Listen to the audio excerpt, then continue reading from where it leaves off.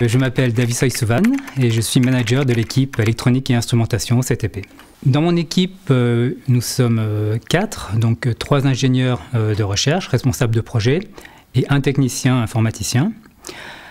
Une des particularités de notre équipe, c'est qu'on fait un travail très transversal, qu'on s'appuie sur toute l'expertise du centre, sur les différentes équipes, qui eux sont les experts dans leur domaine, que ce soit dans le recyclage, dans les fibres vierges, dans les papiers finis.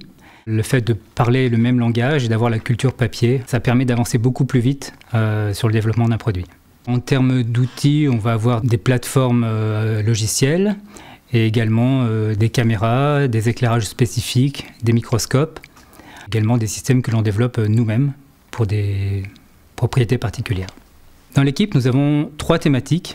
La première, c'est le développement d'instruments de mesure pour l'industrie papetière.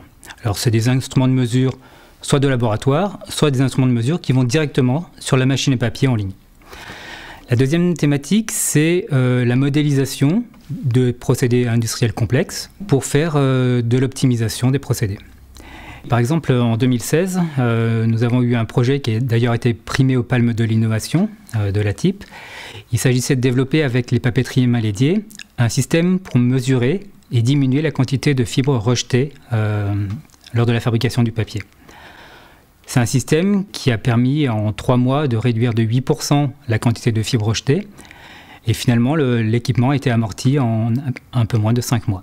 Alors c'est un système qui a été entièrement conçu au CTP. Et enfin, la troisième thématique, c'est la conception de systèmes électroniques imprimés sur un substrat papier.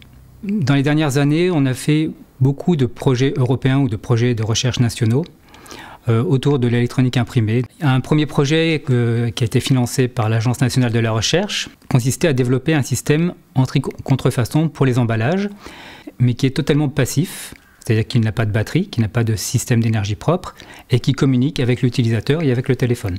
C'est un procédé que l'on a développé au CTP et qui est breveté. Un deuxième projet européen qui vient de se terminer récemment, qui consistait à fabriquer donc sur des substrats cellulosiques en papier, des cellules solaires flexibles. Eh bien, libérez vos idées pour mieux entreprendre.